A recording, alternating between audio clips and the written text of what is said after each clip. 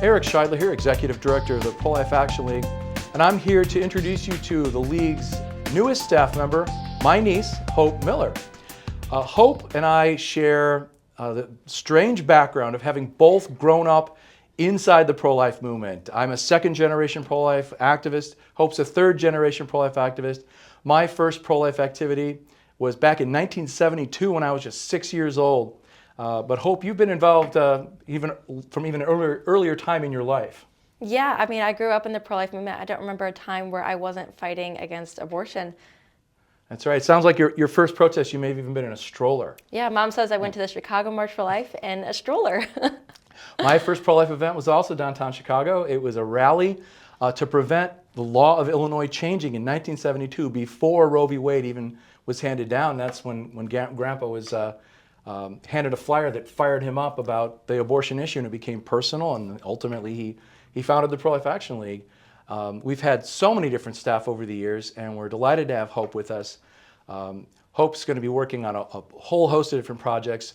Hope, why don't you tell people what you've been working on for the last couple months since you joined the League? Yes, I joined the League back in February and immediately hit the ground running, getting Pro-Life Action League on some more new social media like TikTok and Instagram. Just getting that content out to the younger generation, making sure that they knew that there was a grassroots pro-life organization here in Chicago ready to help you get active in your own pro-life community and or just community. And so that's been a big thing. But I've been speaking. We did the Walgreens protest, protested Kamala Harris up in Wisconsin. Oh, yeah. And been tabling different events and just trying to think of different ideas to kind of cultivate a stronger youth presence here in Illinois. So like everyone who works here at the League, you've got your hand in a lot of different projects. Everyone has to wear a lot of hats around here, and I think that Walgreens protest is a great example. We were protesting the national headquarters, actually international headquarters, of the Walgreens pharmacy chain in Deerfield, Illinois, over their beginning to dispense the abortion pill mifepristone at some of their stores in certain states. And you were there that day and helped to pass out signs and get the protest going, but you were also one of our speakers at that rally. So in addition to the behind the scenes stuff and the social media stuff, you're also a voice out there in the media. Why don't you talk a little bit about that and maybe tell people about that Tribune story from back in January? Sure. So public speaking and speaking out against abortion has been a big passion of mine for a long time. In my grandpa's book, Closed, he talks about the importance of speaking to the media and making sure that your voice is heard, especially when the media is so infiltrated by the abortion movement. So I've done it several times, been on different news networks and things like that. But back in, I believe it was January, I got a call from Chicago Tribune wanting to interview me on my stance on abortion as a sort of tribute to the anniversary of Roe v. Wade in January. And it was an incredible article. I hit the front page of the Sunday Chicago Tribune. Yeah, that's quite a coup. I've been on the front page of the Chicago Tribune, but not for a really long time. And it was a great honor to see the League highlighted there. They interviewed me for that article as well. What really struck me about it was there were two different young women who were highlighted. One, a pro-choice activist from Indiana, and then a pro-life activist from Illinois. Young women who are engaged with this issue, and it really got a great reception. And so I really look forward to your voice being out there more in the media too, especially as you get acclimated to the League and our approach, and get to know more of our friends who we're talking to today. So obviously, as the grandchild of Joe Scheidler, this is more than just the issue of abortion. This is also kind of a personal thing, a family passion. Maybe say a few words about, how your grandfather, my dad, influenced you and inspired you in this movement. Oh, I mean, Grandpa has to be the most, influential person to me thus far in regards to my pro-life passion, really.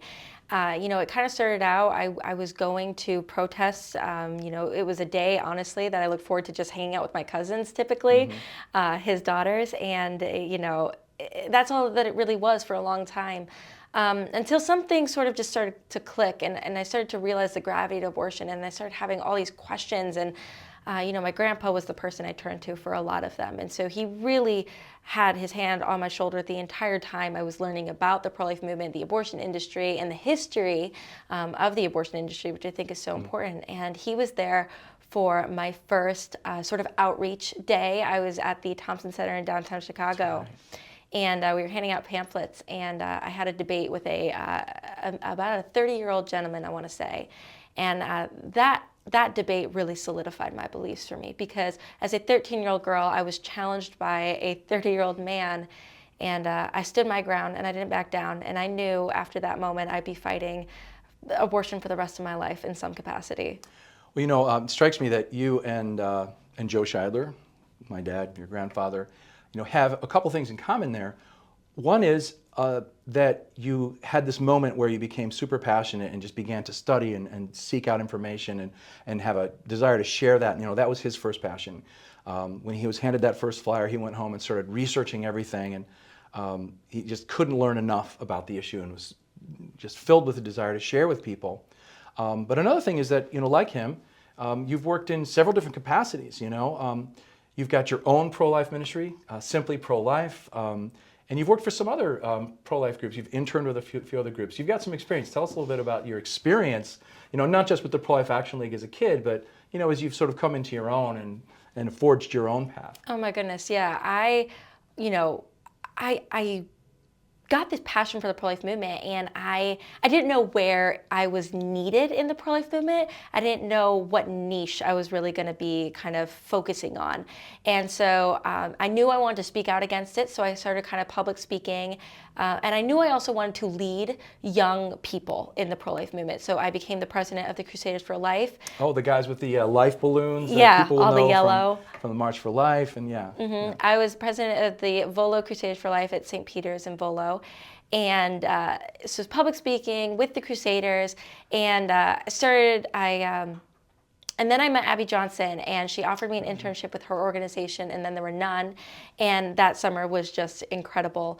I got to work for her, and then through that, I got connected with Live Action. I interned with Live Action, and then I got connected with Sidewalk Advocates, and I worked for a short period of time with Sidewalk Advocates, and I actually also interned with Illinois Right to Life. I've just been And you've been involved with Speak Out Illinois, the sort of statewide coalition. I started my own pro-life organization, so really it was just, and I've worked alongside Pro-Life Action League on their Truth Tour, and so really just dabbling in different areas, figuring out my niche. I mean, each of those organizations that I mentioned have a different kind of focus. Yeah, and it was really cool also being able to learn from all those organizations and kind of find my passion and, end up here with the Pro-Life Action League right back home. Well, it's great to have all that experience and all those different skills, because the Pro-Life Action League really does a lot of different things. We're out there, grassroots activism, out on the front lines, not only in the Chicago area where we're headquartered, but all over the country, recruiting activists, training, equipping, providing them with the resources they need. Hope you can now help us to provide those resources, to design those resources, to distribute those tools for people. But we're also in the information area. We're out there in social media, in mainstream media, through our channels, reaching out and educating people. We want to build connections between pro-life groups. So organization, Unity, you've been involved with Pro-Life Vanguard, our leadership group, where we've pulled in leaders from all over the country to collaborate, work together, to have conversations, to challenge one another. So we're really grateful to have you here at the Pro-Life Action League. I want everyone to be excited about your joining us, and I would just invite everybody to stay tuned and see what Hope Miller's going to do, and see how this third generation pro-life activist comes in and helps to shape the mission of the Pro-Life Action League. Thanks for coming and talking a little bit with folks about your work. Thanks for introducing me. All right. Well, again, this is Eric Scheidler, Executive Director of the Pro-Life Action League, with our newest staff member, Hope Miller, asking you to pray for Hope and pray for the Pro-Life Action League, and thanking you for watching this video. God bless. And as Joe Scheidler always used to say, do something pro-life every day.